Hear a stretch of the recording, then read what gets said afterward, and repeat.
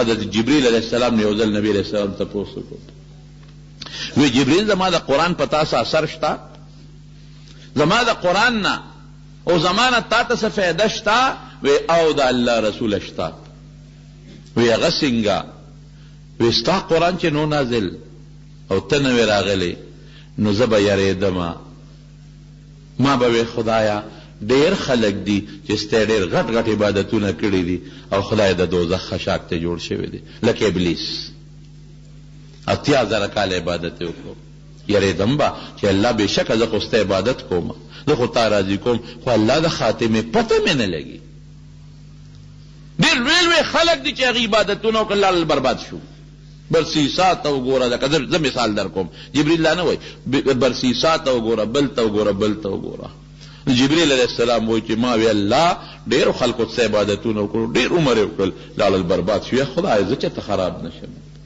وایي چې په تا قرآن نازل شو که نه نو زه خوشحاله شوم ولې قرآن کې دا آیت راغی چې انه لقول رسول کریم ذی قوة عند ذی العرش مکین مطاع ثم امین د دې نه زه مرادیم جبریل ته مراد دی چې دا یو استازي دي او پیغمبر علیه السلام ته لولي یو استازي جبریل او دا کریم په الله ډېر معزز دی او د ډېر طاقت خاوند دی او امانتګر دی او د خدای خبره مني وی چې دا آیت نازل شو او دې کې زما ذکر وشو چې جبریل کریم دی په الله عزتمند دی امانتګر دی او د الله استازی دی او قرآن وی باس وی زما زړه مطمئن شو زه خوشحاله شوم مې ګوره د قرآن فایده حضرت جبریل علیه السلام ته هم رسېدلې ده د نبي علیه السلام د نبوت سره چې قرآن نازل شو فایده حضرت جبریل علیه السلام ته هم رسېدلې ده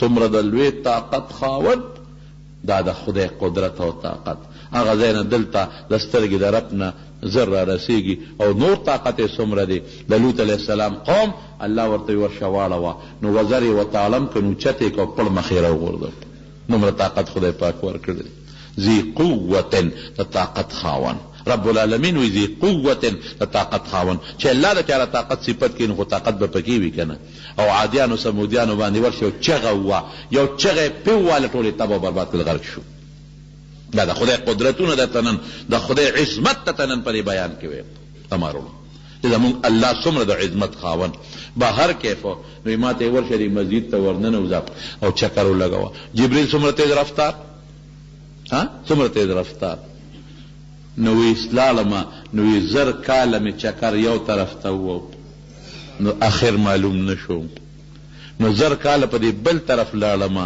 نو اخر معلوم نشو نو زر په دې بل طرف لاړمه نو زر کاله په دې بل طرف لاړم خدا الله رسوله ما د هغې انتها معلومه نه کړی شو الله څومره لوی جنت بالکل اخیری سړی چې د دوزخ نه الله وباسي بالکل اخیری انسان چې ډېر بدعمله ګناهګاري وباسي یې حدیث پاک کے راضی بخاری کے دی صحاحو کے دی اللہ بے باسی چې وی باسی نو د دوزخ په دی غاړه به کینی وی الحمدلله خدای چې دی غم نه خلاص شو خوشاله وي نو چې دوزخ په غاړه کینی نو نور خو خلاص شو خدا مخې دوزخ ته دی نو دا توبه وي نو دی به چپی چپی چپی بیا به یا الله دا مخ را د دوزخ نه بل خوا واړوه بنده وابړم خو بل سوال به وکړي نه نه الله توبه توبه توبه بل چېرته کو نو مخ به وله الله واړی نو چې مخ واړی نو مخامخ به یو اونه ښکاره شي هغې سره یو خشته غوندې ولی او به به هم د هغې خشته شرلار کوي دی اوهو څه غلطه مې وکړه نیکبخته که دغه شی مې یاد کړی وي نو چپی چپی چپی نو یا الله هغې ونې لکه دې بوتلم او دغه اوبه بنده تا چې وی بل سوال نه کوم بس الله بل نه کوم اوبه کې ګوارې نه قسم دې قبل مې وکړه دا ځکه زه وایم دا قسم وغیره چې په حدیث کې د مواثیقو ذکر دی او د عهودو ذکر دی قسمونه به وخوري کله کې وعدې به وکړي نه بل به نه کوم الله فرجو ښه دلته یې راولې چې هلته راشي ونې لاندې شو هغه یخې اوبه اوس کې ولامبي نو بس سور کې شي سړی بیا به ورته د هغې نه مخکې یو بله غټه اونه ښکاره شي هدې نه به ګورئ د هغې نه ښکلی نیر به ورته ښکاره شي یا بنده که د هغې سوال دې کړی وي نیمګړی کار دې وکړو غټ خو په یو ځل کولی نشي، یریږي که زه غټ سوال وکړم مثلا چې الله غوسه چې بیا وردن نه کې بیا به څه کېږي؟ چپ پی یا الله دغې ونې ته مې بوزه، هغه اوبه هم ښایسته دي. ای بني آدمه تا چې وختي وي چې بل سوال نه کوم یاره بس الله بل نه کوم ګورې بل به وکې نه قسم دې که ستا په ذات که بل مې وکړم هلکه ګورې بل به وکې ښه به خدای قسمي کړي هلته به یې بوځي چې هغه ځای ته څنګه بوځي لږ ساعت تېر کړي چې وګوري جنت دروازه به ورته ښکاره شي. دا مې څه غلطه وکړه، خوشحالي خو هغه ده د جنت دروازه ده، د جنت اونې به وویني او د جنت میوې به ورته ښکاره شي او خوشحالی به ښکاره شي. دا مې څه غلطه وکړه. یا الله قربني الى باب الجنت، پروردګاره د جنت دې دروازې ته خو ما نږدې کا. فوراً به آواز وکړي الله د جنت دې دروازې ته خو ما نږدې کا. ای بنده تا چې بل سوال نه کومه اوس دې بل سوال وکړه الله بیا بل نه کوم بس دا آخري سوال دی. ګورې بل به وکړې ښه به خدای پاک ورته کلکۍ او دی به دا قسمونه او دا قرآنونه چې خوري به ښه قسمونه به وخوري. الله او فرشتو ته وایي چې ښځه ورنږدې کړې چې جنت دروازې ته ورنږدې کړي او دننه وګوري. اوهو خوشحالي خو دننه ده، داسې به سر ورته کړي داسې غوندې او به ګوري ورته خوشحالي خو دننه ده. دا زه بهر ناست یم ټول خلک دننه دی نو دی به چپی بیا به یا الله د جنت ته خو مې وردننه که. الله به څه وایي ما اغدرک یا فلان، ای فلان کیه څه دوکهبازې څه دروغجنې ای ټګي جنه تا چې بل سوال نه کوم یو سوال کې یا نه کوم بل یو سوال کې اوس جنت ته داخلېدل غواړئ. دی به څه وایي یا الله سپېره رانه مه جوړوه که نه الله په خپل بندګانو کې رانه سپېره ولې جوړی چې بار ناست دي غوا سپېره دی ما وردننه که. رب العالمین به ورته وایي ښه دننه کوم دی خو غواړه څه غواړې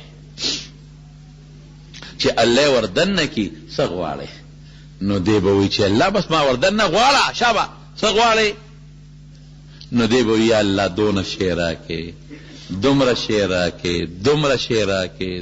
شی راکې نو الله به ورته یادوي دا شی وغواړه شابه یو غواړه. دی به دا هر څه غواړي نو چې د خپل امیدونه ټول ختم شي او الله ورته ور یاد کړي نو رب ذوالجلال به ورته څه وایي وایي زه بنده چې دا تا کم یاد کړل او ما درته در یاد کړل د دې لس چنده جنت ستا دی. دی وایي اتستهزئ بي وانت رب العالمین ته خو ډېر لوی رب یې د مخلوق نو ما پورې ټوقې کې الله جنت خو د خلکو نه ډک دی دومره ځای پکې کم دی. نبی علیه السلام وخندل ولې وخندل وی الله به وخاندي. د الله خندا زمونږ د خندا په شانتې نه ده او نه زمونږ په شان شکل الله لري. د الله خوشحالي ته مراده ده. یارونو چې دا نبی علیه السلام وی دا په ټولو کې د لاندې مرتبې جنتي دی نو چې کوم د لوی مرتبې جنتي دی چې هغه له کوم شی خدای ورکوي چې به څونه غټي ټول نه راکوټې جنتي ادنا مرتبې والا جنتي هغه به څونه به هغه به دومره یي چې د هغه جنتونه او باغونه به د 500 کالو په مزل پراته او بس خدای دې ورته ور داخل کړي عقل نه بار خبرې نو دا مخلوق په دغه مزید کې د الله سره ملاقات وکړي. چې الله سره ملاقات کوي نو رب ذوالجلال به ورته کرسی لګولي نو څوک به د نور په کرسی ناستي څوک د زمرد څوک د مرجان څوک د یاقوتو دا به ناستي نو د بره نه پیو باران وشي باران د خوشبویو باران به پیو شي داسې خوشبو به دوی ته په جنت کې هم نه لیدلې نو رب ذوالجلال به ورسره خپل ملاقات وکړي خپل دیدار به ورته وښیي. نو نبی علیه السلام فرمایي چې زر کاله په جنت کې خوشحالی تېرې کړي زر کاله نو هغه خوشحالي به د الله د یو سکنډ په دیدار د مخلوق نه هېرې شي. دومره خوند دی پکې د الله لیدو کې. زمارونو نو حضرت موسی علیه السلام چې د الله خبرې واورېدې نو شوق پیدا شو چې خبرې دومره ښایسته دي الله تبه څومره ښکلې نو ربي ارني انظر الیک الله ما ته ځان وښایه درته ګورم یو نظر دې وینم الله رب العالمین ورته څه وایي؟ وی لن ترانی، نه مې شي لیدلی، نشي لیدلی ته ما، طاقت نشته دلته، دا طاقت به در کوم خو وروسته به در کوم، دا به جنتیانو لم ورکوم خو وروسته به ورکوم. لن ترانی، نشي لیدلی ما. دی بیا وایي چې نه الله ما ته یو جلک ځان وښایه. الله ورته څه وایي؟ وی ښه ده داسې کومه دی غر ته ځان ښیمه، که دا غر ټینګ شو نو ټیک ده ته به مې بیا ووینې، خو که غر ټینګ نه شو نو ته مې بیا نشي لیدلی. نو الله پاک فلما تجلى ربه للجبل جعله دکا وخر موسی صعقا، چې غر ته الله یو جلک خپل دیدار ور وړاندې که نو غر ټوټې ټوټې شو، ټوکړې ټوکړې شو. علما بعضې لیکي وی دا په مکه مکرمه کې چې کوم غر د جبل نور وی دا د هغې غار یو ټوکړه ده چې روچته شو دلته پرېوته، دړې وړې شو، ټوکړې ټوکړې شو. موسی علیه السلام بېهوشه پرېوته. ها الله غر ته څنګه ځان وښو؟ داسې هم نه چې پوره ځان یې ښولی دی. غر ته چې کوم ځان الله وښو نو بیا هم په 70,000 پردو کې پټو، 70,000 پردې. نو حضرت موسی علیه السلام بیا سترګو کې بل شان حالت و. تفسیر در المنصور یو خبره لیکلې ده، زه به تاسو ته ووایم، داسې ډېره مضبوطه نه ده خو دې درته وایم. وایي د هغې اثر د موسی علیه السلام په مخ څنګه وشو؟ وایي چې چا به د موسی علیه السلام مخ ته کتل نو پرېوته او مړ کېده به، حالانکه موسی علیه السلام هغه جلک ولید چې الله غر ته کوم وښو. او حضرت موسی علیه السلام به ډېره موده مخ پټ ساته، د خپلې بیبي نه به یې مخ پټ ساته. دا یو اثرات پې وشو. وما قدر الله حق قدره، دا خدای مخلوق، دا الله کائنات. نور ته وګوره سپومې ته، د انسان ته وګوره څومره ښکلي شکل یې راکړی. یو مور او پلار نه پیدا دي، د یو رنګ یو شان، د بلبل شان، د یو خوی یو شان، د بلبل شان. یو مور ګېډه کې لتې والي دورونه، شکلونه کله یو شاني، کله شکلونه بدل، خویونه خو خامخا بدل. یو نیک سړی یو بد سړی، یو نرم خوی یو بد خوی، یو نه مسلمان جوړ شي بل نه کافر جوړ شي، د یو عمر زیات د بل عمر کم. دا د الله نظام. قسم په خدای که د شکلونو کمې وسره او خیم دته ده چې په شکلونو یو شانم پیدا کولی شم. مرغو ته ګوره، ماشو ته ګوره، میګو ته ګوره، دا هم ښیي چې داسې هم کولی شم، او داسې هم کولی شم چې شکلونه جدا جدا پیدا کړم، او داسې هم کولی شم چې صرف لونه به وي او زوی به ني، او داسې هم کولی شم چې زامن به وي او لور به ني، او داسې هم کولی شم چې لونه به زیاتې زامن به کمي، او داسې هم کولی زامن به زیاتې لونه به کمي، او داسې هم کولی شم چې ډېر بچي ورکړم او په یو ساعت یې والم، او داسې هم کولی شم چې یو بچی ورکړم او د هغه نه وله بله نسل پیدا کړم. کولی شي الله که نه شي کولی؟ سوای دا ویسے بیسا اتفاقی پیدا دی. اتفاقی بچیا چې اتفاقی پیدا کړي د خپې چتم په اوږو کې پیدا نشوي، دا لاسونه چتم په دې املا کې پیدا نشو، دا سترګې چتم په دې سټ کې پیدا نشوي، دا غوږونه چتم په دا کونډو کې پیدا نشو. الله غا ذات ته اتفاقی نشتا. واو میخ او ګډ او چیلې جامې نشي چولې، پرتوګ نشي چولې، د حیا د حفاظت لپاره ول خدای لکه پیدا کړی ده. انسان له د حیا زین خدای کم ځای پیدا کړی دی، کم ځای پیدا کړی دی چې ستا حیا محفوظ وي لږه نه ډېر، او د وجود هغه اندامونه چې هغه ډېر زیات حساس دي، لکه هغه نری رګ سپینل کارډ، دا تاسو شارک چې ورته وایي چې دا ډېر حساس دی، د انسان ژوند دی پې هغې له څونه کلکې کلکې د ملا مهرې ورکړي دي په هډوکو کې دننه چې دته نقصان ونه رسي. او زړه او اینا دا د انسان هغه اندامونه دي، پړپوس چې ډېر نازک دي او ډېر قیمتي دي، هغې له د پختۍ غوندې غرونه ورکړي دي چې دا په پښتو کې بند دي چې دې له زور ورنشي. الله نظام ته نه ګورې، اتفاقي پیدا شو. دلته پوزه پیدا را، دلته سترګې پیدا دي، او دلته کې جبه پیدا ده، دلته دله پیدا کړل. ولې دلته پیدا کړل؟ دا ګیلاس راکړه ګونده د چې اوبه څکې، اوبه په ګیلاس کې چې ته کله اوبه څکې ګوره ورته د دې فایده درته ښیي. بس ګیلاس کې چې ته کله اوبه څکې دا قصې اوبه والې نو داسې ځان ته ونیسې نو په دې سترګو راته پته ولګي چې لوښی خیرن دی او که دا پاک دی او اوبه خیرنې دي که اوبه پاکې دي. دقه سترګو سره ماته سترګو دلته فایده ده، په دې نورې فایدې هم شته، خو دلته یې غټه فایده دا ده چې ماته به دا لوښی ښکاره شي. نو چې لوښی خیرني نو دی ملکه نیازلي والا ماله پکې دغه راکړه خبره کړو دا واله دا لوښی خیرن دی، اوبه خیرنې دي نورې راله راکړه. او چې پاکي وي که نه ګوره په سترګو پته ولګېده نو بیا زه داسې لږې راوچتې کړم. نو چې راوچتې کړم نو الله پوزه پیدا کړې ده، دا پوزه بېله لیباټري ده. دلته ما ته پته ولګي چې د اوبو کې څه بدبویي شته او که پکې نشته. اوبه په واحد په دنیا کې هغه شی دی چې نه خپل رنګ لري، نه خپل خوند لري، نه خپل بوی لري. بل رنګ قبلی ار یو چې پکې اچي، بل بوی قبلی ار بوی چې پکې اچي، بل خوند قبلی ار خوند چې پکې اچي. چې نږدې کې نو په پوزه ما ته پته ولګي ګوره چې دا بوی پکې شته که نشته. هلکه سپینې خودي خو بوی دی پکې واله دا لرې کوه پاکې اوبه راواله. او که بوی پکې نه نو بیا په ژبه ورنږدې کړمه نو په خوله کې ژبه کې بله لیباټري پرته ده، هلته ما ته پته ولګي چې خوږې دي که ترخې دي. نو که ترخې وي نو ټوک ټوک نارې کړم هلکه لرې که دا اوبه ترخې دي نسکم نورې راواله، او که نه ترخې ني نو وردنې کړم. نو ګوره د انسان د وجود دپاره څو څیزونه دلته خدای کېښودل وروسم 3 څیزونه شو. په سترګو د ترنګ معلوم شي خیرن دی که نه، په پوزه بوی معلوم شي چې څښا بوی پکې شته که نشته، او په سکه د تېرېدو نه مخکې ژبه ده. په ژبه د تېرېدو نه مخکې ده چې ما ته هسې نه که دا ژبه نه وي نو بیا به ما ورلوډ او کیدای شي زهر پکې و بیا به مې څه کول. په دې ژبه پته ولګي چې زهر پکې شته او که پکې نشته.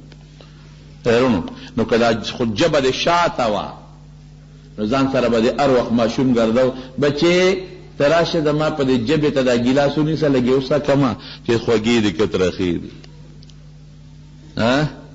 او که سترګې دې په دا سټ کې وي نو ماشوم له به بیا ځان سره به د بچې ګرځاو چې راشه بچې دا ګیلاس مې دې سټ ته ونیسه دې سترګو ته چې ورته وګورم چې سپینې دي او که شنې دي. او که پوزه دې په دا خېټه کې وه نو دا شرم به دې ډېر و چې د بوی دپاره به ډېر وخت لمن اوچتول او پوزې ته به د ګیلاس دیوم، دا به دې بېل شرم وایه که نه. اوس د اتفاقي پیدا کېږي که الله پیدا کړي دي، الله پیدا کړي خالق الله دی. ته خو یو پوټینې غوندې دا ماشومان د دې کاغذ نه جز جوړ کړي. جز مونږ چې واړو مونږ به د کاغذ نه جزونه جوړول او دیکه به م ورکړه او به بره لاړ او را پرېوت. نو ته خو یو رکوټې جز بې لاسو نشې جوړولی، دا دونه کائنات هسې بې څه جوړ شو. یو پتنګ یو د 10 روپو د 20 روپو یو پتنګ دا خو ته بغیر کاریګره نشې جوړولی. دومره اسمانونه بې کاریګره جوړ شو. ځمکې ته وګوره او د اسمان ته وګوره. اسمان چې الله پیدا که الله وي بغیر عمد ترونها ستن پکې شته نشته. دومره لوی کائنات والا اسمان ستن نشته پکې. رنګ چې خدای ورکړی دی چې کوټه جوړه کړم چې رنګ ورکړم نو بیا واپسې کال کې رنګ ورکومه د الله دا رنګ نه زړېږي نه زړېږي. او بیا او څونه ښکلی دی چې دا باران وشي او د اسمان ته وګورې او د الله د انور ته وګوره څومره په تیزۍ د انور روان دی، څومره سپیډ کې روان دی د انور، څومره په تیزۍ روان دی او د خپل ځای نه پوټې فرق نشي کولی، لږ غوندې معمولي هم نشي لقېدی. دا انسان الله پیدا که د مور په ګېډه کې.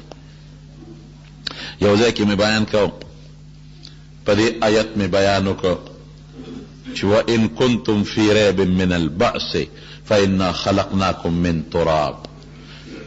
الله وی که ستا په دې کې شکی چې زه به د قبر نه څنګه واپس ساتم نو دې ته سوچ کوه انا خلقناکم من تراب، د خاورې نه مې پیدا کړل. نو چې تا زه د خاورې نه پیدا کولی شم نو واپس ته نه شم جمدی کولی.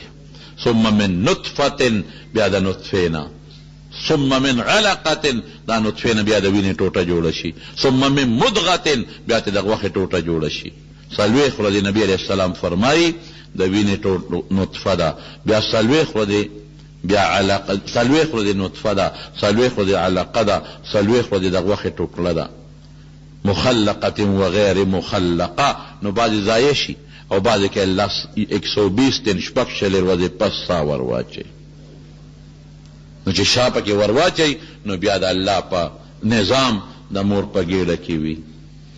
لنبین لکم ونقر فی الارحام ما نشاء الى اجل مسمى. الله وی دام زما خوښه ده چې د مور په ګېډه کې 4 میاشتې ساتم، 15 ساتم، 6 ساتم، 9 ساتم، 8 ساتم، 9 ساتم، 10 ساتم. هلته ولا رب العالمین خپل رزق ورکوي، بندوبست یې ولا کړی دی. ثم نخرجکم طفلا، نو بیا د مور نه د ماشوم په شکل کې بار راوباسم. په څومره لوی تکنیک دا ماشوم پیدا کیږي پته راته شته، په څومره لوی انداز. ثم نخرجکم طفلا ثم لتبلغوا اشدکم، ځوان دنه جوړ کم. ومنکم من یتوفى ومنکم من یرد الى ارذل العمر لکي لا يعلم بعد علم شیئا. څوک په ځوانۍ کې مړ شي، څوک بوډا شي.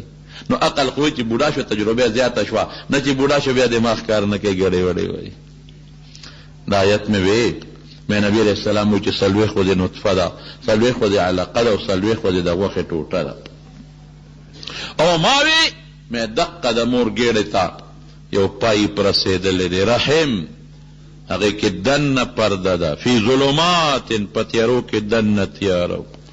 نو یو سړي بیا هغې د سوالو جواب کو. یو ډاکټر صاحب نو ما باندې سوال وکړ، ما ته ویل تا چې کومې خبرې وکړې زمونږ د کتاب نه دی وکړی او که د خپل کتاب نه ده، د دیني کتاب نه دی وکړی. ما یې دا ما د دیني کتاب نه وکړی. ګوره نبي علیه السلام داسې فرمایي. بیا ما سره وروستو ناستو، هغه وخت سره پتلونه چولې و، نه ګیره و نه بریت. ما ته وی مولانا صاحب ما خدای نه منم، زه د خدای د وجود نه منکر، ما خدای نه منم. اگر چې ځان ته مسلمان وي په ځان مې څوک نه پیول، او خلکو سره باسونه به م کول چې خدای نشته. وی نن ستا په دې بیان ما الله ومنه، نن مې ومنه. نن کومې خبرې چې تا مونږ ته وکړې چې 1400 کاله مخکې رسول الله مبارک دا خبرې کړې دي، نو دا څیزونه مونږ نن په لیبارټرو معلومو، دا څیزونه مونږ په الټراساونډ معلومو، بعضې څیزونه مونږ په ایکس ری معلومو، او بعضې مونږ په اپریشنونه کوو په هغې معلومو، او بعضې په حیواناتو تجربې کوو په هغې معلومو. نو 1400 کاله مخکې خو نبي علیه السلام سره نه الټراساونډ مشین، نه ورسره ایکس ری پلانټو، نه لیبارټري وه ورسره، او نه په حیواناتو تجربې کړو، نه اپریشنونه کړي دي.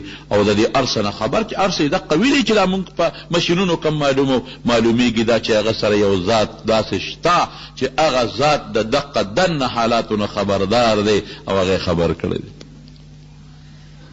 غاټ پروفیسر دی، نوم یې درته اوس نه علم ځکه مې مخکې یو ټکې ووی، دومره غټه ګیرې ده، نیم عمر په تبلیغ کې او نیم عمر خلک په کلینیکونو کې ګوري. الله ذات په ملا څوک نه مني. دقه ماشوم ته په یو پایپ د مور په ګېډه کې په یو پایپ باندې خوراک ور روان دی، او څنګه ور روان دی د مارونو دغه خوراک چې ورځي دا خو هسې مونږ ته وینه ښکاري، لیکن دې کې په لکونو نه په کروڑونو اجزا دي. هغه هلته خدای بیلی، هلته بیلی اډوکې د یو شي نه جوړېږي، اډوکې سرمن د بل شي نه جوړېږي، غوښه د بل شي نه جوړېږي، غوښې ته د نورو خوراکونو ضرورت دی. ګرده، اینه، پسر ویښته د دې ماشوم جوړېږي که نه جوړېږي؟ دا خو پردې نه دي چې پر اواز یې غېږته په پیچکس دې کس کړه، یو پرده یو ځای کې بل ځای کې بل ځای کې. دغه وینه کې دا ټول اجزا روان دي. سرمن چې د کوم شي نه جوړېږي سرمن له روان دي، غوښه چې د څه نه جوړېږي هلته روان دي، غوښه ترې جوړېږي. اینه چې د کوم شي نه جوړېږي هغه اینې له روان دي، هلته تینه جوړېږي. نوکان چې د کوم شي نه جوړېږي هغه هلته روان دي، نوک ته جوړېږي. اډوکې د بل شي نه جوړېږي هغه روان دي، اډوکې له ځي. اډوکې کې دننه نلۍ دی، هغې له خپل شی روان دی. په سر یې ویښتې دی، هغې له خپل شی روان دی. او رښتیا وایي هره پرده په خپل ځای کې جوړېږي که بې ځایه جوړېږي. رګونو ته بیا وګوره، الله رګونو ته وګوره، رګونو نه علاوه وازګې ته وګوره، کلمو ته وګوره، سترګو ته وګوره، د سترګو تورو ته وګوره، سپینو ته وګوره، د رنګونو ته وګوره. دننه د الله نظام یو شیب د دې بینې نه جدا کېږي، یو شی ته جوړېږي. دا خشته ماشوم خدای پاک پیدا کی. رښتیا وایه د الله دې قدرتونو طاقتونو ته زموږ عقل کار کوي ورسېږي؟ نه. نو دقه ټکي له به راځو چې ما قدر الله حق قدره، دا الله چې څومره عظمت او شان دی، په هغه شان او عظمت مونږ الله نه دی پېژندلی. نه دی پیژندلی رب العالمین. الله خو دلته کافر یادوي، د کافرو نه ګیله کوي، خو په حقیقت کې کافرو خو دومره نه دی پیژندلی چې شته که نشته، شریک ولا شته هغې هغه کوي. خو مونږ هم د خدای چې کوم قدرت دی په هغه قدرت سوچ نه دی کړی، په هغه قدرت مونږ د رب العالمین فکر نه دی کړی. دغه خشته ماشوم اکسیجن ورته روان دی، هغه اکسیجن په کاربن ډای اکساید ګیس کې کنورټ کېږي، دننه بدلېږي، اته واپس راوځي. دا د خدای عجیبه نظام. نه میاشتې ماشوم دننه د مور ګېډه کې دی، نه جاړي نه خاندي نه متیازې کوي. چې د مور د ګېډې نه بار راووت نو بیا جړام شروع کړي، متیازې شروع کړي.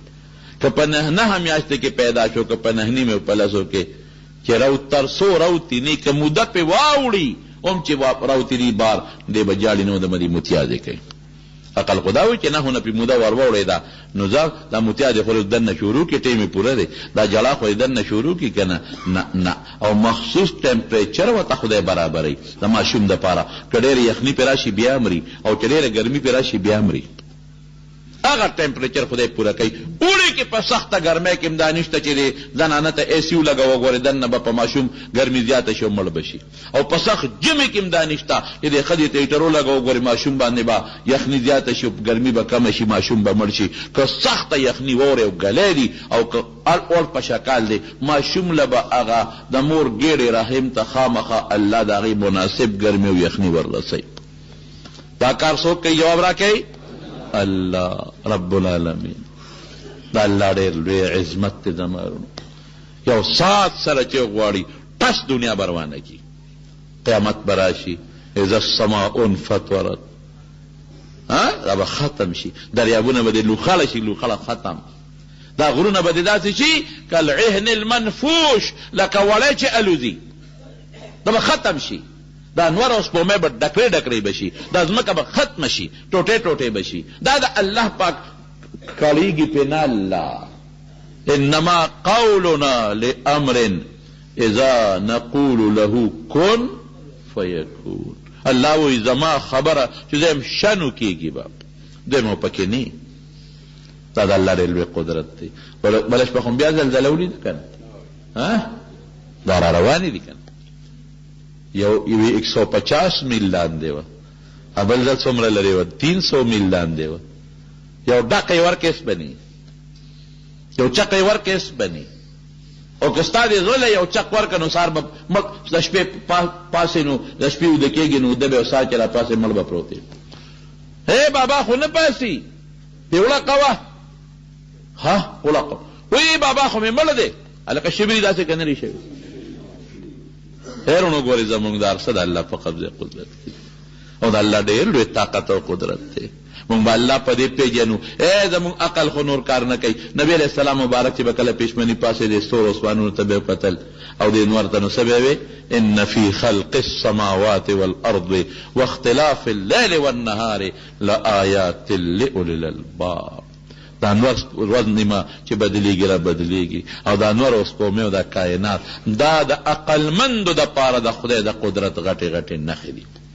مونږ به په دقې پېژنو، په دې به پېژنو. نو کافرو ته الله یو ګیله کوي، وما قدر الله حق قدره. ای کافرانو تاسو د الله د خپل شان مطابق نه دی پېژندلی. تاسو خو په د مخلوق ګمان کوئ چې مخلوق ښځه غواړي نو خدای لم ښځه شته، مخلوق لونه غواړي نو خدای لم لونه شته، مخلوق بچي غواړي نو خدای لم بچي شته، مخلوق ناجوړه کېږي نو خدای هم ناجوړه کېږي، مخلوق فاني کېږي نو خدای هم فاني کېږي، مخلوق کله عاجزه شي نو خدای نه نه نه. والارض جميعا قبضته يوم القيامه. وإذا قیامت پر ورځ به ځمکه په دقه لاس کې نیولي. والسماوات مطویات بیمینه. او په دقه لاس کې به د اوه اسمانونه راغونډ کړي به. سبحانه وتعالى عما يشركون. الله د هر عیب نه پاک دی. ګوره هیڅ عیب پکې نشته. الله د مخلوق په شان نه دی، نه ښځې ته محتاج، نه خواهش ته محتاج، نه بچي ته محتاج، نه دوی ته محتاج، نه انسان ته محتاج، نه خوب ته محتاج، نه ستړي کېږي، نه اوږې کېږي، نه پې لوږه راځي، او نه الله له خوب راځي، او نه چاته حاجت شته دی. سبحانه دا هر عیب نه پاک. وتعالى عما یشرکون. دا مشرکان چې کوم څیزونه الله سره شریکوي دا خدای سره نه دي برابر. الله ډېر لوی دی. نو مونږ د الله عظمت د الله عظمت په څنګه کوو؟ مونږ به الله الله الله اکبر به وایو، مونږ به سبحان الله وایو، مونږ به الحمدلله وایو، مونږ به لا اله الا الله وایو، مونږ به لا حول ولا قوة الا بالله وایو. د الله د عظمت کلمات دي، دا به وایې ښه، دا ځان له مقرر کې لا اله الا الله چې د عبادت لایق به د الله د ذات نه بل څوک نشته. عبادت به هغه ذات ته کې چې هغه دقه عظمت لري، بل څوک دونه عظمت نه لري. سبحان الله به وایې چې الله د هر عیب نه پاک دی. الحمدلله به وایې چې څومره ښکلي صفتونه دي ټول د الله دي. الله اکبر به وایې چې الله لوی دی. لا حول ولا قوة الا بالله به وایې. دا ټول خشته خشته الله علمان ښکلې ښکلې معنی لري. لا اله الا الله وحده لا شریک له، الله یو دی شریک نه لري. له الملک، بادشاہی الله لرا، وله الحمد، صفتونم د الله دي. وهو یحیی و یمیت، جمدی کولم الله کوي، مړه کولم الله کوي. وهو علی کل شیء قدیر، پاسیز باندې طاقت لري. نو دا الفاظ لږ د خپلو خپلو جماعتونو د علماو د امامانو نه لږ یاد کړئ ښه، او لږه معنی هم ته یاده کړئ. مونږ صرف جومات ته بس مانځه لاړ شو منډه کې به د علماو نه مونږ څه فایده وانه غشته. جومات د تداز ښکاري لکه سړی چې شاتو لکه سړی چې د سرو مچو په کبین باندې ناست دي، منډې ترلې ته وایي. او جومات داسې سړي ته ښکاري لکه چې بس دا یو د بیګار ځای دی. حاجي تاڼه ته خو هم ته منډه وې جبلي. نو حاصل د خبرې دا دي زمارونو چې د علماو نه فایدې والے دا ما چې کوم تسبیحات درته وښول، دا تسبیحات لږ زده کړې، تاسو له به انشاءالله ټولو له درځي، او د دې په معنا د خپلو خپلو علماو نه ځان پوه کړې او دا وایه چې الله پې خوشحاله شي. قسم دې مونږ الله ډېر خفه کړی دی. حضرت انس رضی الله عنه د پیغمبر علیه السلام 10 کاله خدمت کړی دی. یو ځل حضور پاک او فرمایل وی یو ماشوم کوي چې زما خدمت وکړي. ماشومان کور تم دن ندي، کور سودا مودا یا څه ضروریات یې غیله منډه وی. د دې حضرت انس د مور نومو ام سلیم، او د حضرت انس پلار چې کله وفات شو نو بیا دا ام سلیم ابو طلحه رضی الله عنه په نکاح واغشته. نو ابو طلحه د حضرت انس پلندرو، هغه ابو طلحه لاړو خپلې بیبي ته ووی ام سلیم ته، وی ام سلیم نبی علیہ السلام د خدمت دپاره یو هوښیار ماشوم غواړي. دا انس هوښیار دی، نو که دې خوښوي نو پیغمبر علیه السلام ته ونه بخو چې د هغه خدمت وکړي. هغه وی دا خو ډېره د خوشحالۍ خبره ده. نو دا انس یې راوسته او نبي علیه السلام له یې ورکړ، وی دا الله رسوله دی بس تا خدمت کوي. نو د پیغمبر علیه السلام 10 کاله د خدمت وکړه. کور کې دننه به ورسره و، بار به ورسره و، په سفرونو کې به ورسره و. نو ده د نبي علیه السلام نه ډېرې خبرې یادې کړې دي، ډېر لوی احادیث. یو په هغې احادیثو کې دا حدیث دی چې نبي علیه السلام فرمایي ثلاث من کن فیه، 3 صفتونه دي چې دا په چا کې رالل وجد حلاوة الایمان، دکې به د ایمان خوږوالی راشي، د ایمان خوږوالی به دې محسوس کړي. اوس ایمان خو څه سیو نه دی چې هغې کې خوږوالی دی، ګوړه نه ده، کجوره نه ده، خوږ شی نه دی. د ایمان تعلق د انسان د روح سره دی، د انسان د باطن سره دی. آثار په ظاهر باندې پریوزي، په بدن، په لاسونو، په خپو باندې، خو ډایرکټ تعلق د ایمان د قلب د زړه او د باطن سره دی، او د انسان د روح سره د ایمان تعلق دی. نو لکه څنګه چې بدن په بعضې خوراکونو باندې خوشحالیږي او هغه خوراک د بدن د پاره خوږي، خلک ورته خوږ شی وایي، خوږ بعضې شی دغه ني ګوړه چیني پکې ني او خلک ورته خوږ وایي، لکه اوبه د کوي لکه خواږي اوبه دي د دې کوي، حالانکې نه پکې ګوړه شته نه پکې چیني شته، خو بعضې اوبه ترخې وي، مالګېجنې وي، دې سره د هغې نه فرق راغی. کوم شی چې د انسان په بدن ښه لګي او د انسان بدن ورته خوشحالېږي نو هغې ته مونږ خوږ وایو. خوب لکه دا خوب د پېشمني وخت کې ډېر خوږ لګي، نو خوب خو څوک په خوله کې نه منډي چې لکه دا د ګوړې په شان خوند دی او یا د کجورې په شانتې خوند دی. معنا دا چې ډېر لذیذ دی او د انسان وجود پې ډېر زیات خوشحالېږي. دقه رنګې نبي علیه السلام فرمایي دا 3 څیزونه دي، دا 3 څیزونه چې په چا کې رالل نو د ایمان به ورته خوږ ښکاري. خوږ څه معنا؟ دی به په ایمان خوشحاله وي. خوږ څه معنا؟ د ایمان هغه حلاوت. زمونږ بعضې علماو ته استلذاذ د طاعات وایي، دته به دا طاعت او تابعداري او دا نیکي داسې خشته ښکلې ښکاري لکه یو انسان ته چې مزېدار ده روجې میاشتې او الپه شکال میاشتې او د روجه ماتې وي او بشیر جان ته د شاتو او د نیمبو خشته مزېدار یو جام مخې ته کېښوده. بیا ته تپوس مه کوه د بشیر جان نه چې بشیر جانه موږ له به پکې یو ګوټ پرېږدی او که نه به پرېږدی. بیا تماشه کوه چې څه چل ورسره دی کوي. دا 3 صفتونه چې په چا کې وي نو دته به طاعات، عبادت، منځ، روجه او 10 حج دا به ورته داسې ښکاري لکه یو روجه ماتي وخت کې چې په اوړي کې روجهدار ته خشته شربت مزېدار ښکاري. دی به پې خوشحاله وي، دی به پې سکون محسوس کړي. هغه 3 څیزونه څه دي؟ لومبی دا دی من کان الله ورسوله احب الیه مما سواهما، چې الله او رسول دته د ټول ما سوانا زیات محبوبي. مونږ د پیغمبر علیه السلام سیرت بیانو. څه دپاره بیانو؟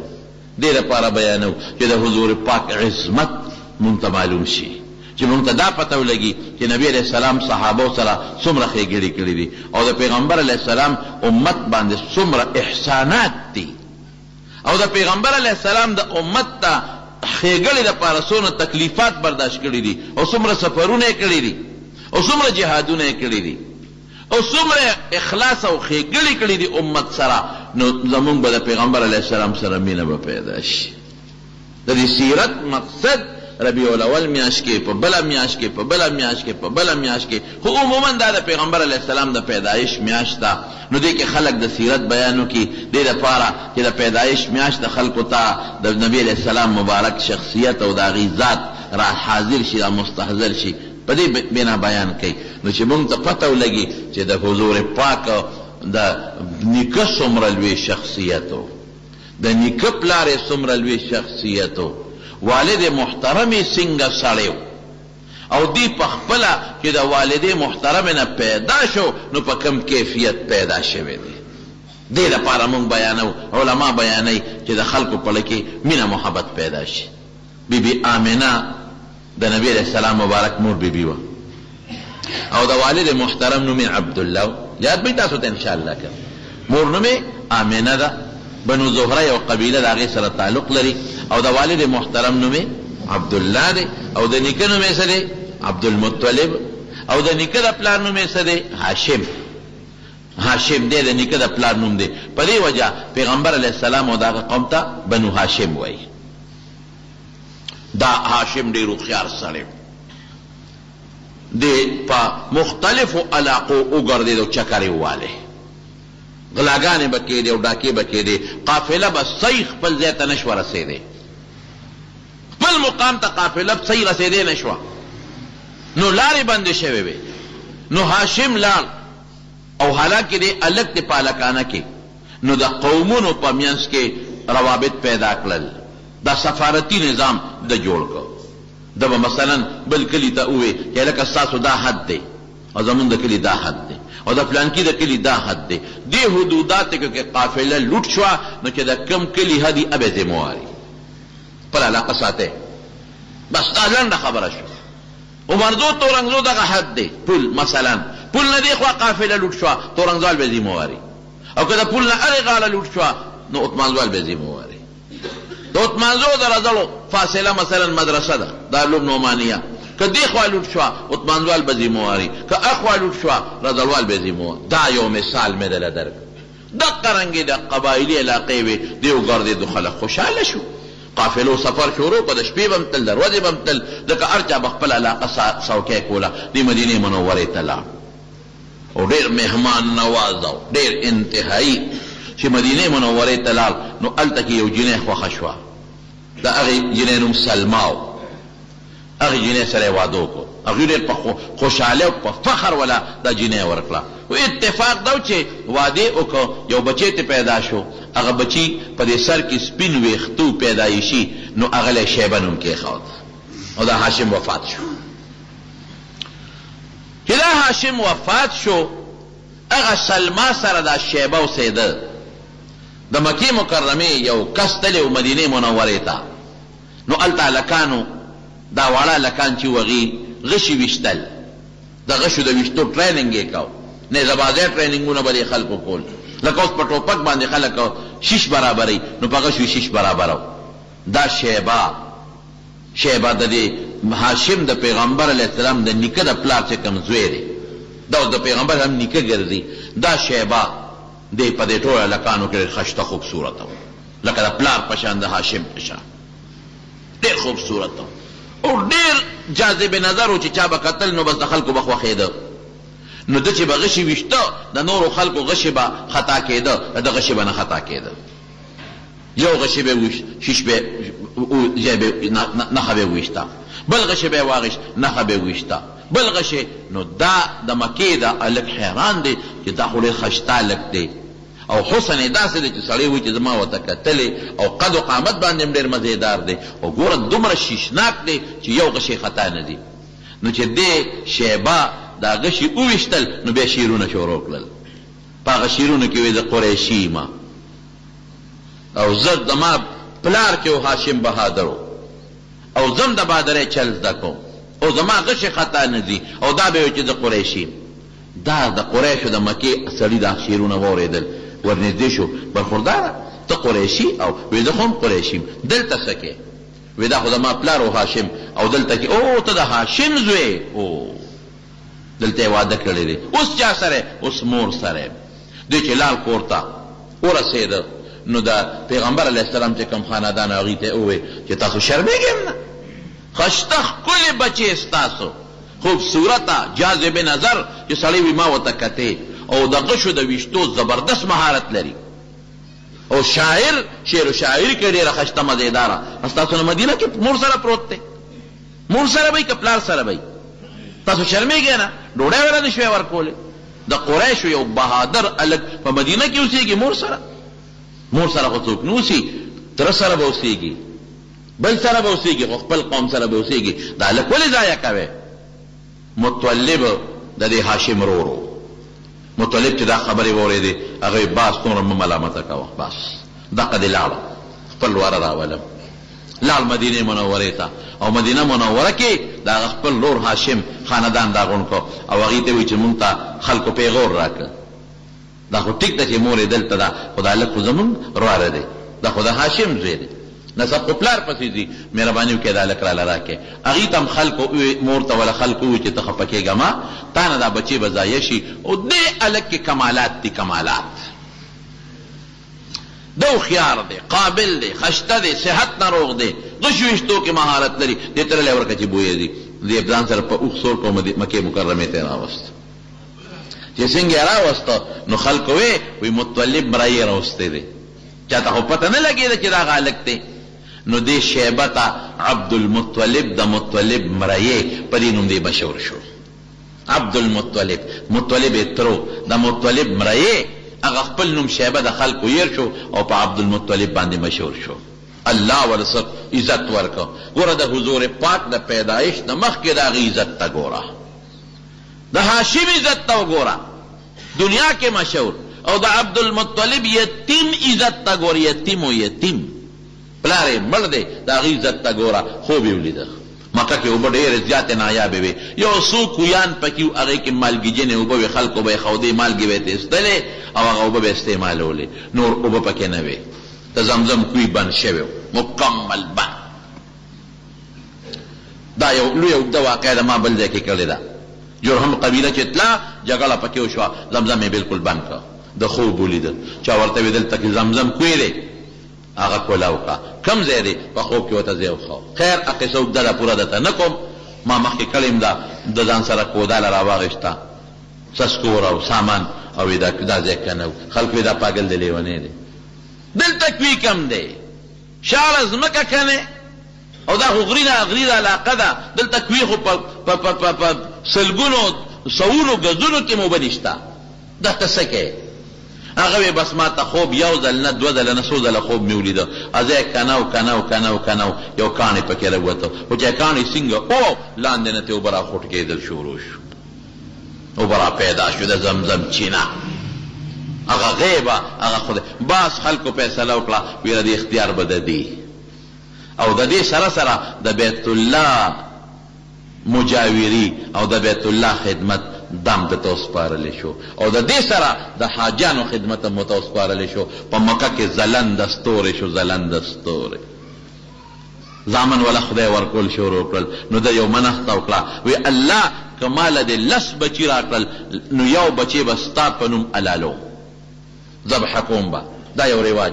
لس زامن ولا خدای ورکړل د مختلفو ښځو نه چې لس زامن یې کله پیدا شو د به دې کې اوس یو علالو نو چا به وی دا دی علال کو دا خلکو وی خدای اوس دې کې څوک نو قرآن دازي یې وکړه نو قرآن دازي پکې د عبدالله په سر راوخت د نبی علیہ السلام د والد محترم نو دیم خشتو دیم ښکلی او دې د پلار د مور نه یو و انور وړه د مور نه به څوک دو څوک به درې دې یو نو خویندې رالې او په خپو کې پلار ته په لوغړېدو شوې ای بابا زمونږ دا ضرور به ذبح کوه بل حلال کا خلکو ته عبدالمطلب داسې وکړه چې دا هلک زمونږ هم نه لکېږي او چې قوره به یې چوله د عبدالله په سر به راوته دې زمونږ هم نه لکېږي د په دې یو حلال کا وی نه داسې خو نه کوم یو اوښې یو طرف ته که عبدالله بل خوا که بیا د عبدالله په سر راووته بیا دوو خان کل بیا پې قوره وواله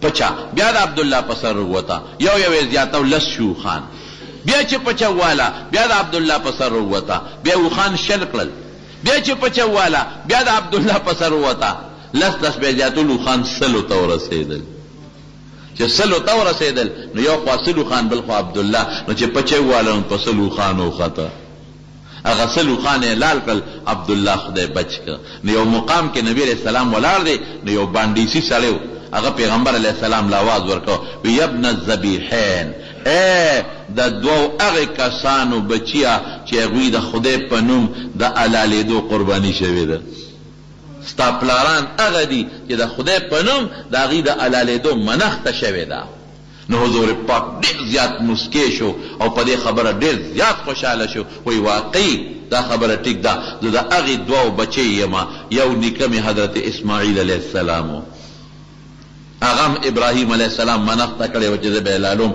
نو خدای بچ که او د هغه په د جنت ګډ حلال شو او بل پلار مې عبدالله چې د ما نیکه منښته کړې وه او قره د ده په سر راختلې وه خدای بچ که او سلو خان د هغه په سر کې حلال شو نو واقعي زه د هغې دوو کسو بچی یم چې د خدای په نوم د هغې د حلالولو نظر او منښته شوې ده په دې به فخر کوو نبي علیه السلام هغې عبدالله په لاره تېرېږي یو جینۍ وه یو بدکاره خو نه وه خیر خو د عبدالله ولیده نو ده ته یې وی ودرېږه عبدالله وی داسې وکړه چې ما سره واده وکړه نکاح را سره وکړه هغې ده ورته وی چې د نکاح خو دا طریقه نه ده خو به زه خپل رشته دارانو سره پلار سره ټولو سره صلاح به کوم وی ښه چې نکاح نه کوې نو بیا ما سره رانږدې شه هغه وی د شریف قوم سړی زناکاری نه کوي او دا حقیقت دی نه عبدالمطلب نه عبدالله نه هاشم دوی بدکاری نه خدای ساتلی دي د شریف قوم سړی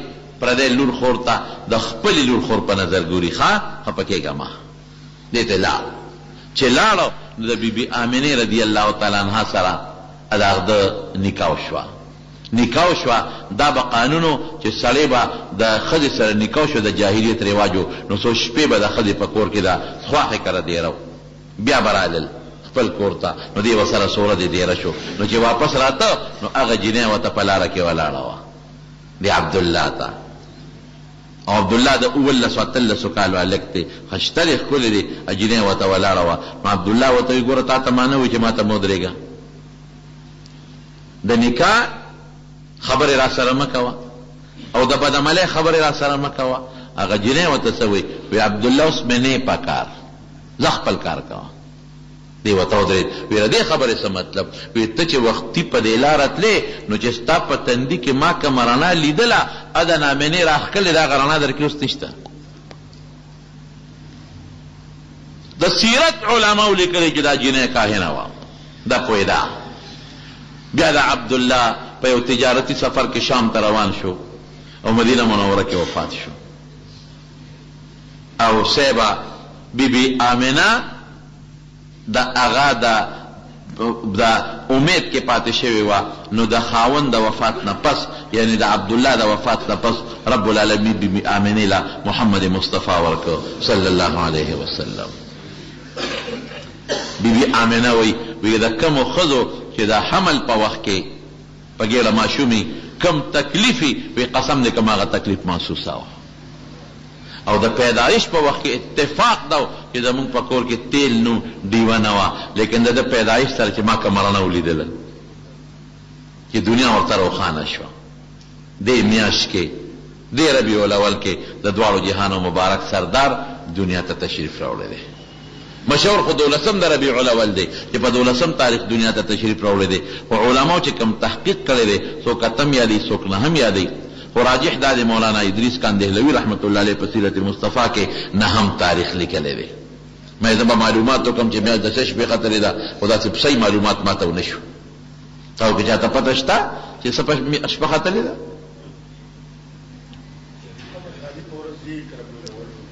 خالی پر ورځ یکم ربیع الاول نو که د خالی پر ورځ باندې یکم ربیع الاول نو سبا له اتم دی نو د اتوار پر ورځ نهم ربیع الاول راځي بشریان داسې وي نو ما معلومات واخیستل خو صحیح معلومات ما ته چا رانقلی شو دې میاشتې نهم تاریخ باندې بنا بر قول راجحه رسول الله مبارک دنیا ته تشریف راوړه صحبه د هغې نه پس ماشوموالی څه خپلې مور سره تیر کړل او سی بی آمنې سره تیر کړل بی حلیمې سره په طایف کې په بنو سعد کې تیر کړل د هغې نه پس په مکه مکرمه کې په ډېر خشته نوم به یادېده خلکو ورته امین وي امانتګر خلکو به ورته صادق وي رښتونې به ورته وي او نوجواني یې ډېره د عزت او د احترام تېره کړه ځوانۍ کې به خلکو قدر کو عزت او احترام به کو او په 40م کال ورته خدای پاک نبوت او پیغمبري ورکړه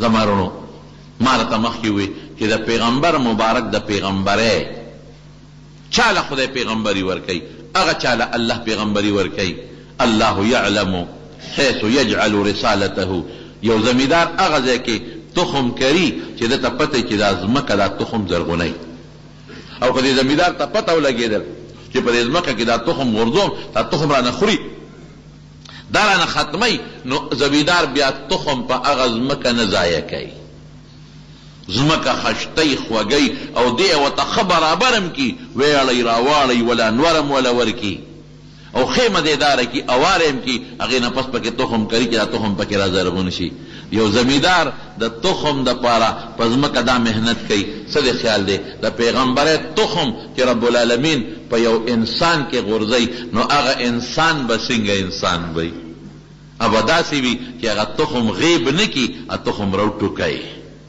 حضور پاک له خدای پاک الله یعلم حیث یجعل رسالته الله په دې پوهېږي هغه ځای الله ته معلوم دی چې کوم ځای کې د پیغمبرۍ تخم اچي د پیغمبرۍ بوټې کوم ځای کې نال کوي هغه ځای رب العالمین ته معلوم دی نو الله پاک او بیا دا کومه پیغمبري وه عامه پیغمبري نه وه دا هغه نبوتو چې د ټولو پیغمبرانو سردار والا نبوت امام الانبیاء والمرسلین دا پیغمبري به هغه چاته ملاویږي چې دی به د ټولو پیغمبرانو د رسولانو سردار وي دا نبوت به هغه چاته ملاویږي چې قیامت پر ورځ نبی علیہ السلام فرمایي الانبیاء آدم فمن سواه تحت لواء یوم القیامت ټول پیغمبران آدم علیہ السلام نواله تر د عیسی علیہ السلام پورې وی دا ټول به د قیامت پر ورځ زما د جنډې لاندې ولاړ وي من غیر فخر یا ولا فخر زه ګورې وي کبر نکم خدای یو حقیقت درته وایم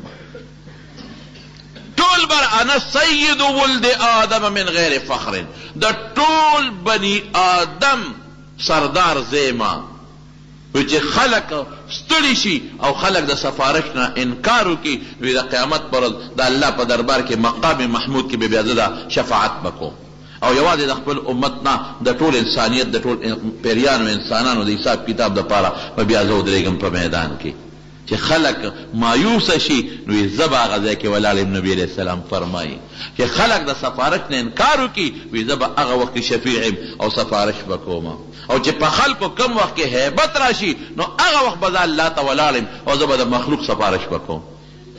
داسې ذات او داسې پیغمبری الله هغه ذات له ورکوي. نبي علیه السلام فرمایي وی زه د آدم علیه السلام نه واخله د بنو هاشم پورې پشت در پشت زما انتخاب الله کړی دی، پشت در پشت. لکه یو سړی وي په کجورو کې یو کجوره اعلی ګوري نو لږه لږه لرکۍ نو یو شل پکې ځان لکي، هغه شل بیا لټۍ لس پکې ځان لکي، هغه لس لټۍ پنځه پکې ځان لکي، پنځه لټۍ درې پکې جدا کی، درې لټۍ دو پکې جدا کی، دو لټۍ نو یو پکې جدا کی. وی په دغه طریقه رب العالمین د آدم علیه السلام په اولاد کې زه منتخب کړم نبوت دپاره. انا خاتم النبیین د ټولو پیغمبرانو اخیری پیغمبر باس او زما امت د ټولو امتونو اخیری امت، نه زما د امت نه پس بل امت براشي نو ما نه پس بل پیغمبر راشي. دې میاشت کې رب العالمین هغه خپل پیغمبر پیدا کړ. د سیرت مقصد څه شو؟ اوس به د نبی علیه السلام سره بینه پیدا شي، محبت به پیدا شي. نو نبی کریم صلی الله علیه وسلم فرمایي درې صفتونه چې چا کې وي درې وجد حلاوت الایمان، د ایمان په خوند به پیشي، د ایمان خوږوالی دته به دا عبادتونه خواږه لګي خواږه. لومبی سره ان یکون الله ورسوله احب الیه مما سواهما، الله او رسول به د ټول ارچانا زیات محبوب ښکاري. واقعي د ټولو نه زیاته مینه په مخلوق کې الله سره پک، د ټولو نه زیاته مینه مخلوق له چا سره پکار ده؟ الله سره. ځکه زموږ جون الله را کړی، زموږ مال الله را کړی دی، روغ صحت الله را کړی دی، موږ له بچي الله را کړی دی، موږ له ښکلې شکل سترګې پوزه الله را کړی دی، موږ له انسانیت الله را کړی دی، موږ له مسلمانی الله را کړی دی، موږ له قرآن الله را کړی دی او موږ یې ښکلې مزیدار په خشته شکل احسن تقویم کې الله پیدا کړي یو. نو چې دونه احسانات موږ سره الله کړي دي قسم دی که موږ د خدای دی یو پوټیني موږ ورته پوټیني وایو ځکه د خدای نعمتونه څه غټ څه واړو. نو د خدای هر نعمت وی عظیم نعمت دی، د یو رکوټې نعمت شکریه موږ نشو ادا کولی، قطن نشو ادا کولی. ورکوټې نعمت خو څه کې معمولي سترګه خو نعمت دی، خو د سترګې کې د لږ معمولي دل پیدا شو، معمولي تکلیف څومره پیسې په ډاکټرانو لګې، په غوږ کې د معمولي تکلیف پیدا شو څومره پیسې په داروګانو لګې. نو که غوږ دې خراب شو، غوږ سترګه دې خرابه شو، څومره پیسې به پې ورکې، ګرده دې خرابه شوه، زړه دې خراب شو، اینه دې خرابه شوه، څومره کروڑونه روپۍ پې بیا موږ لګاو. دا د خدای نعمتونه دي. نو چې دومره الله موږ سره احسانات کړي دي د هغې په مقابله کې به موږ د خپل رب سره مینه محبت وساتو. دا د حضرت ابراهیم علیه السلام یو مثال دله در کوم. حضرت ابراهیم علیه السلام یو ځل ګډې چیلې سرولې، یو خشته هلک و مزیدار ښکلې خوبصورته خوشوازه، هغه هلک راغی او د الله صفت یې شروع کړ، په ډېر خشته آواز یې د الله صفت شروع کړه، سبحان ذی الملک والملکوت. د دې بادشاه او د هغې بادشاه د ټولو مالک ذات له زه تسبیح ویم د هر عیب نه پاک. سبحان ذی العزة والعظمة والهیبة والقدرة والکبریاء والجبروت. د الله صفت یې شروع کړه. چې د الله صفت یې شروع کړه نو صیبه ابراهیم علیه السلام له خوند ورکړه، نو ورنږدې شو چې سړی مسلمان یې که نه دله به خوند ورکوي، ورنږدې شو. برخورداره زما د الله صفت خو دې ډېر مزیدار خشته ونه که یو ځل بیا راته نه وی بابا وبکم درته خو څه به راکې وی دا نیمې ګډې چیلې ستا شو ده ما د الله د نوم نه قربان یو ځل راته وکړه او ته بیا خشته اواز سره لګیا دی سبحان ذی الملک والملکوت سبحان العزة والعظمة.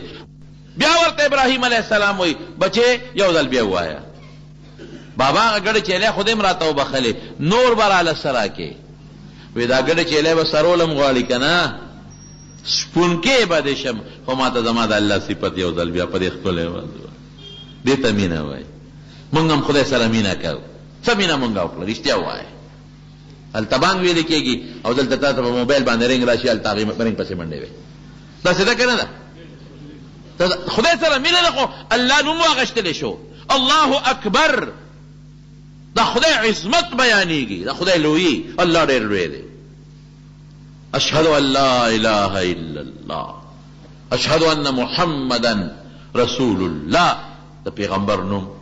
تاسو اوس به پته ولګي چې ستا اشنا سره مینه ده او که خدای رسول سره دې مینه ده.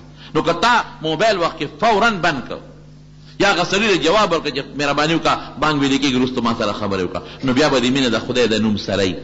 که نه هغه ملګري خفه کېږي جي، اوس هغه به خفه شي. هغه خبره ضروري ده جي، ضروري خبره ده. نو پته ولګېده چې خبره ضروري وه، خدای او رسول ضروري نو که نه. هلته اقامت شروع شي، دلته تلاوت شروع شي، په مانځه کې اقامت شروع شي، تاله رنګ راشي، ذرا هغلته لاړ شي. څونه موږ سادهګان یو، څومره سادهګان.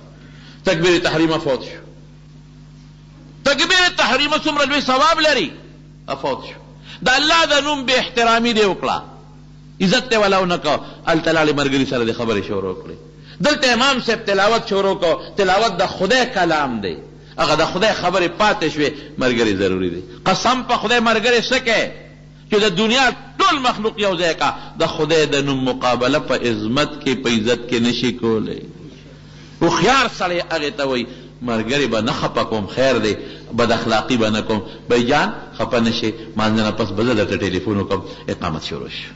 بھائی چې خفه نشي بانګ یې شروع کړو، زه به درته خیر دی ټلیفون وکړم، بانګ یې شروع کړو. د بانګ جواب ورکا، د اقامت جواب ورکا، مانځه کې شریک شه. الله مخکې د مخلوق رسته دی چې کله فارغ شي ښه سنت وکړه او د مانځه نه پس خپل ښه تسبیحات او آیت الکرسي دې ووایه، هغې نه پس ځان له شو په موبایل کې بیا څه خوښۍ کوه.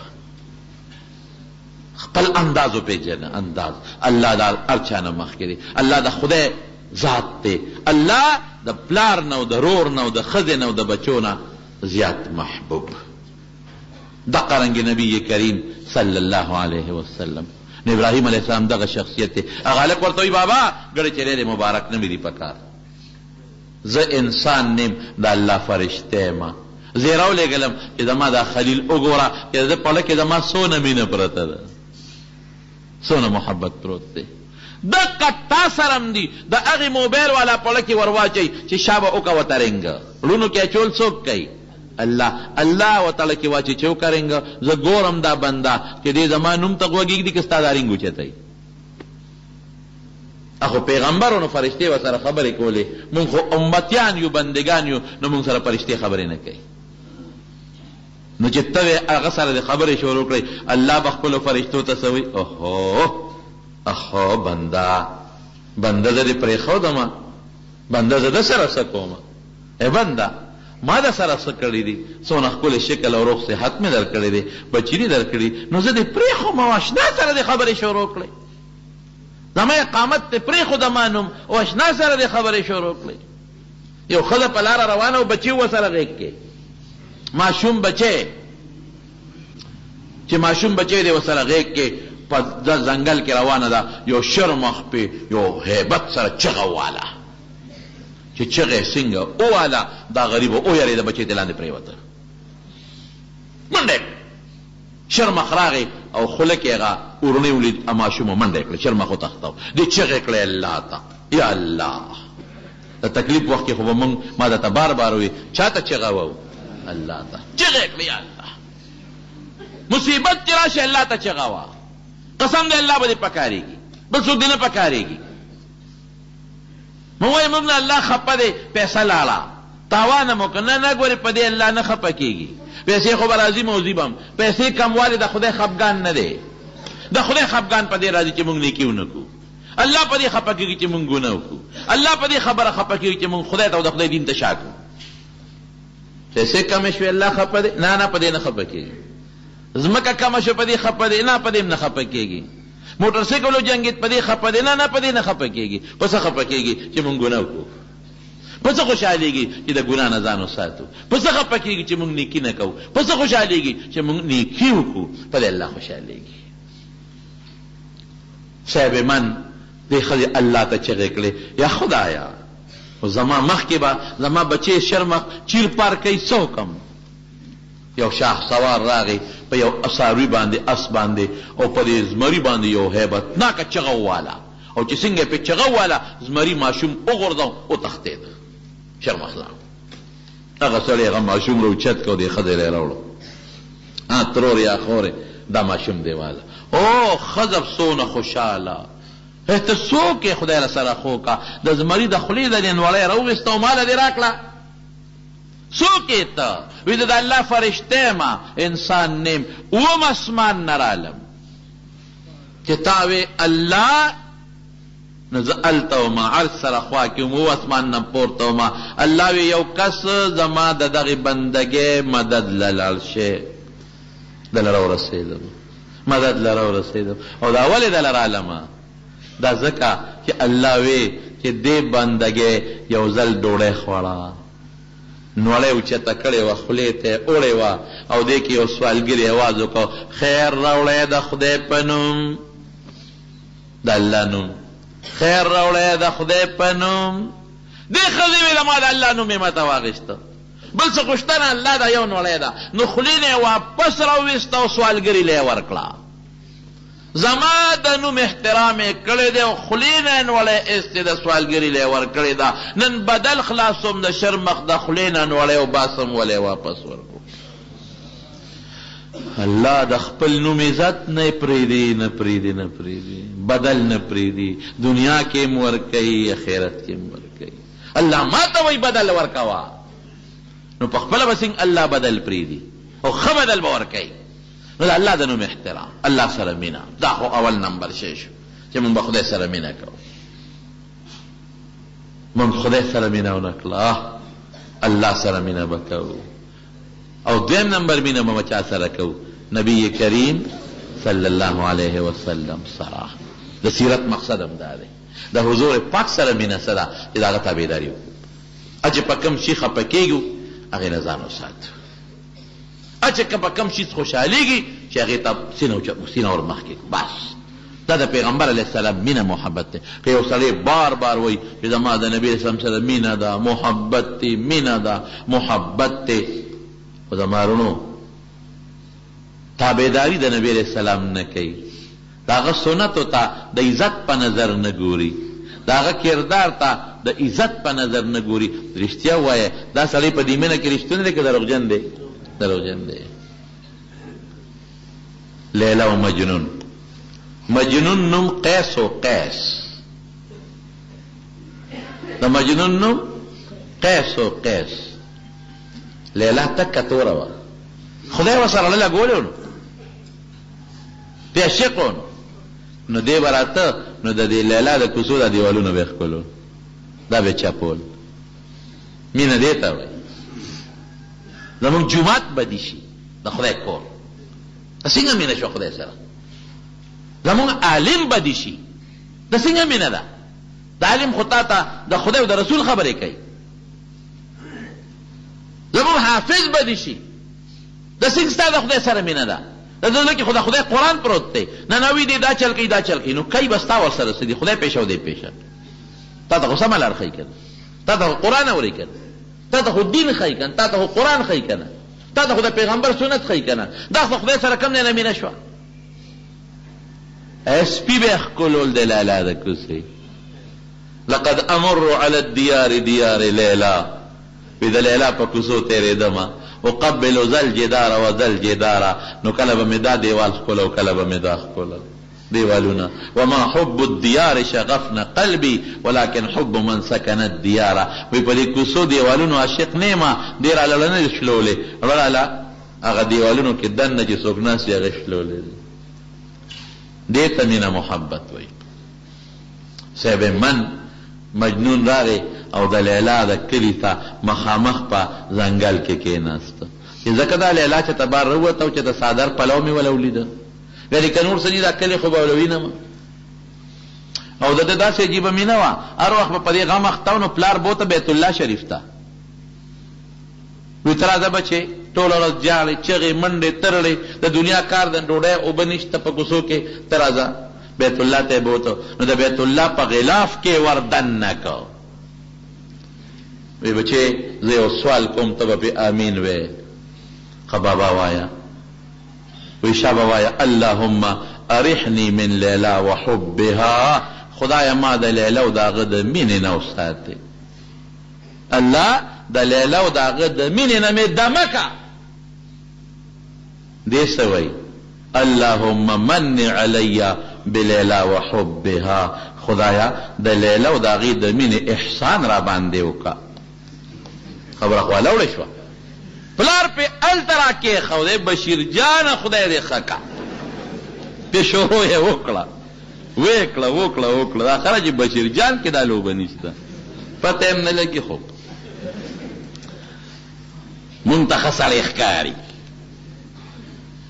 راکې خو دې بیت الله تا خدای به خو بس کم زین در پیاده مې راوسته چې ته بدلته سوالو کې چې دا غي بلانه دې خدای خلاص کی او ته الته دل دا سوالونه کې چې خدای نور مینه زیاته کا خدای احسان را باندې وکا په دې امتحان مینه نور زیاته شي نو پلار پر راکې خو دې نو دې او دو شعر وې یا رب لا تسلبني حبها ابدا یا رب لا تسلبني حبها ابدا يرحم الله عبدا قال آمینا خدایا چې د لیلا مینه مانه چت لرنکې یا خدایا چت مینه لرنکې او یا خدایا زما په دې امین چې څوک په دې دوا چې څوک امین وای خدای پاغم رحم وکي مطلب دا چې بابا زما په دې دوا امین وای چې خدای د باندې رحم وکي پتا به خدای رحم وکي زما د مظلوم په دې امین په دوا امین وای لیوانه نو الته دې راشو چې دې راشو چې ته یو مجازي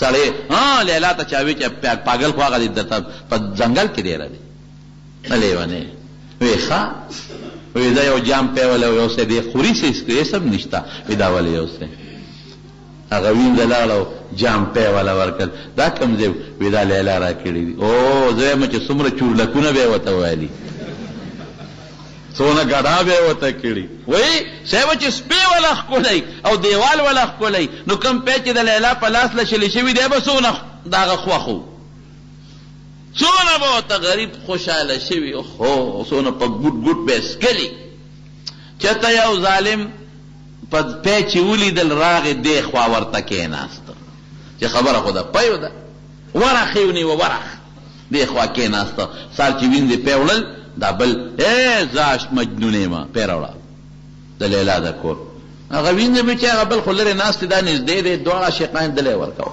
په بده بل سکرا خوار دغه سي پاتې شو دیوا د پیوال ټول څوره د پس لیلا غا وینځ ته وای وې څنګه هغه مجنون له پیوړې ویاو سه ولم ولا یره بلا پیوس کله نن په موړه نن دا جام ته شیوسا ورته چې لیلا دغه غواړي وینه غواړي نو چې دا چاچ پیس کړي و مجازي هغه له جامې وړه وی راجا وی پیراوړه په تا خو نن تش جام راوړو وی نن لیلا وینا غواړي په دا پيو کې په دا جام کې او دې لری شه وینا خېټه باندې وته لاس راخ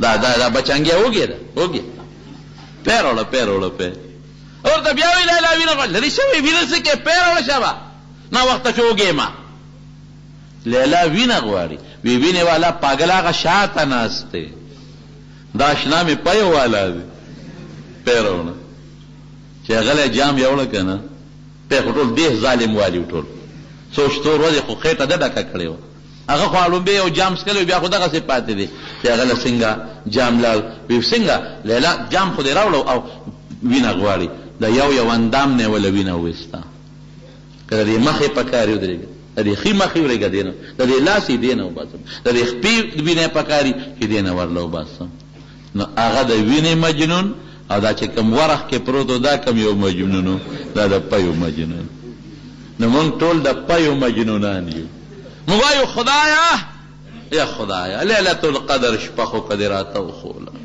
نو چې ليله القدر شپې نو دروازه نم سوچونه کړی چې سو من سره در بغوالم او سو من سپینزر بغوالم او سو نه کارخانه بغوالم او سو شلمیخه بغوالم او سو سو چيله غړي بغوالم په دقه سوچ کې پراته یو مونږ سره ډېر خلک په ټلیفون رابطه کوي څو د مسلو ته پوښتنه کوي قسم دې ډېر خلک دا تاسو کوي مونږ نه دا قرآن شریف د صورت وسه د پاره یاره جی داسې څه دم راته وښایه ډېر حالت مې خراب دی. ٹھیک ده، بده نه ده دا تپوس ښه خبره. یاره جی داسې یو صورت راته وښایه دکان مې نه چلېږي. یاره جی داسې صورت راته وښایه کارخانه په ټکه ولاړه ده. یاره جی زما کالم او بس سمې نه خوري دا یې صورت راته وښایه. دا چا مو نه وي چې داسې صورت راته وښایه چې قبر مې خشته شي، داسې صورت راته وښایه چې په قیامت پر ورځ د حضور پاک خوا کې ودرېږم، داسې صورت راته وښایه چې جنت ته پې زر لاړ شم. ټولې قصې بل خوا روانې دي. زما وروڼو حقیقي عشاقه خدای نه غواړو، خو خدای چې مانه څه غواړی نه ورکوم.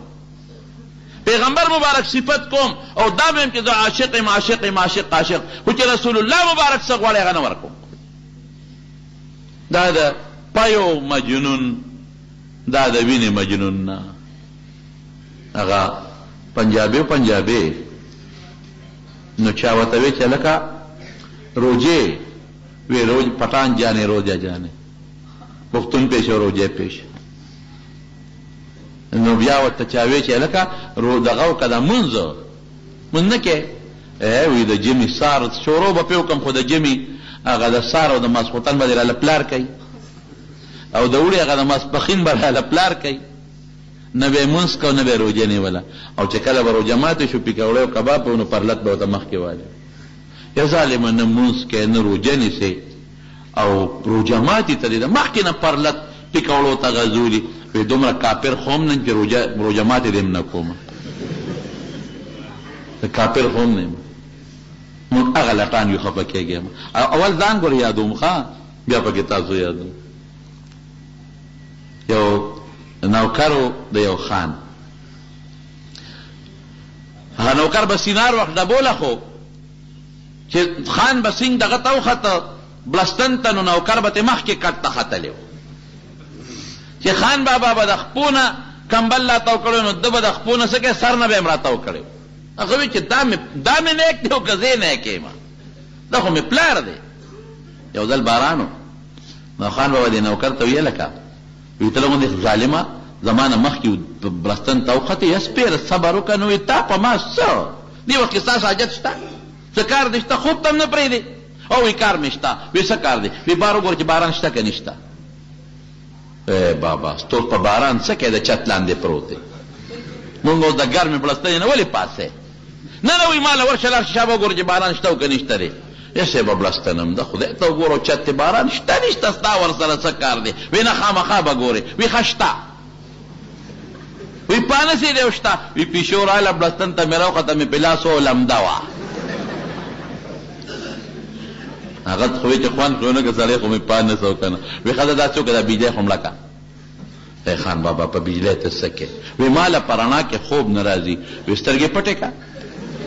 پخوا چې مونږ ماشومان وو که نه واړو نو مونږ سره به د مشرانو ټوکې کولې د بجلی مړې کړې مونږ به سترګې پټې کړې. واقع چې سترګې پټې کړې بجلی مړې شوې که نه تا له خو په نظر څه نه راځي. بیا به بجلی بلې کړې مونږ به سترګې وغړولې. مونږ وایي ګنې بجلی مونږ به دا خیال و چې ګنې دا بټن زمونږ د سترګو کې لګېدلې ده. سترګې پټې کې تیاره شو چې سترګې کولاو کړو نو رڼا شي. نه پوهېدو ماشومانو او ته په رڼا څه کې خوب نه درځي نه وایي سترګې پټې کړه که نه لکه درته وایم چې پاسه دا بجلی مړه که خوب نه راځي. وایي ښه داسې وکړه چې بلستن د سر نه ته وکړه بس تیاره شوه که نه. وایي ښه ده داسې وکړه چې دروازه خو بنده کړه که نه. دا دوه کاره دې ونه کړل دا دروازه خو بنده کړه. هغه ورته وایي صاحب دا دوه د لمه وکړل دا درېیم پکې تو وکړه که نه.